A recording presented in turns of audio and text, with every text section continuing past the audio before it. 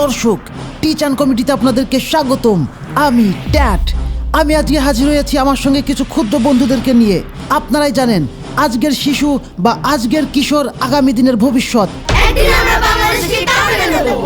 আমি আজকে তাদেরকে নিয়ে একটি ইন্টারেস্টিং গেম খেলতে চলেছি।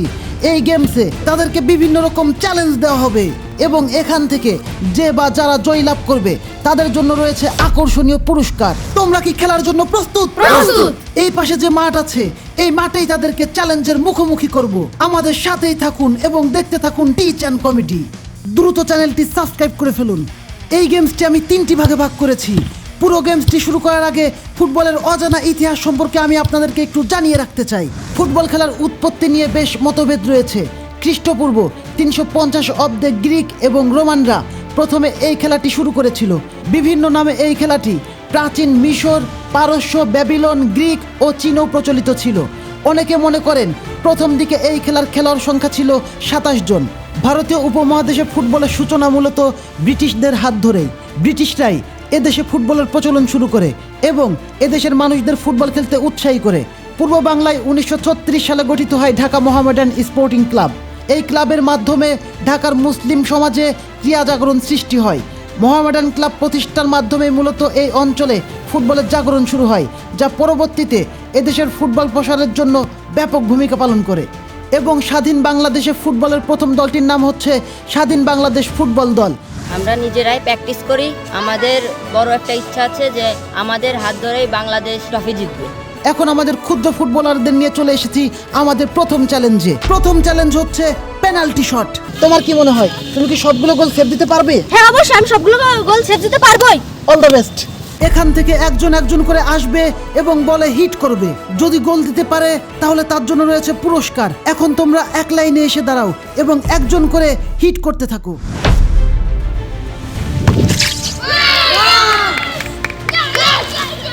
গোলটি দিতে পারলাম না। ও খুব ভালো সেভ দিয়েছে। ও, এটা আমি মিস করে ফেললাম। ইস, গোলটি হলো না।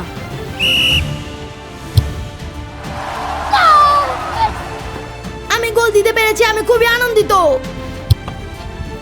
গোলটি দিতে পারলাম না। সবথেকে ছোট প্লেয়ার, আমি একদিন বাংলাদেশের বিশ্ব সেরা বড় প্লেয়ার হব। এটা দারুণ শট ছিল। গোল! আমাদের দ্বিতীয় রাউন্ড হচ্ছে পাওয়ার হিটিং। এখন সবাই এখানে থাকবে, এখান থেকে গোল দিতে পাওয়ার হিট করবে এবং দূরত্বটা অনেক বেশি। এখান থেকে যে গোল দিতে পারবে সেই পুরস্কার জিতে নেবে। তোমরা প্রস্তুত তো? প্রস্তুত। আচ্ছা ঠিক আছে, একজন করে চলে আসো। এটা দারুণ শট ছিল। এবার তোমার পালা।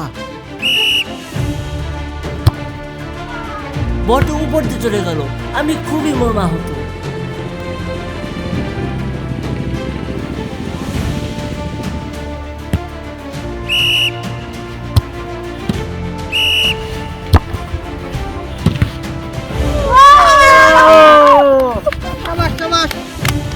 Good shot.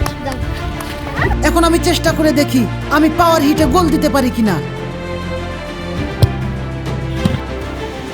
ও খুব ভালো সেভ দিয়েছে। আমি গোলকি করি এবং আমি বড় হয়ে এলিসন বেকারের মতন গোলকি হতে চাই। এখন শুরু হচ্ছে থার্ড রাউন্ড। এই থার্ড রাউন্ডটি হচ্ছে নির্দিষ্ট লক্ষ্যে বল মারা। দেখা যাক কি হয়। চলে আসুন। প্রত্যেকে তাদের সেরাটা দিয়ে শট দেওয়ার চেষ্টা করছে, কিন্তু একটা বলও গোলবারে স্পর্শ করছে না। এটা তাদের একটি ব্যর্থতা। এই রাউন্ডে কেউ পারছে না। সবার জন্য আমার বেশ খারাপই লাগছে। একটুর জন্য বলটা লাগলো না।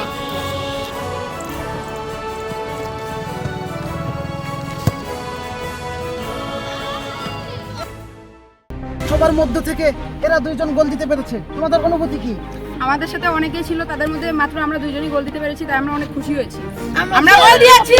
এই গেমসে কেউ কেউ জয়ী হতে পেরেছে, আবার কেউ কেউ জয়ী হতে পারেনি, কিন্তু সবাই তাদের সাধ্যমতো সেরাটা দিয়ে চেষ্টা করেছে। তাই সবার জন্য রয়েছে পুরস্কার হিসেবে কোমল পানির ব্যবস্থা।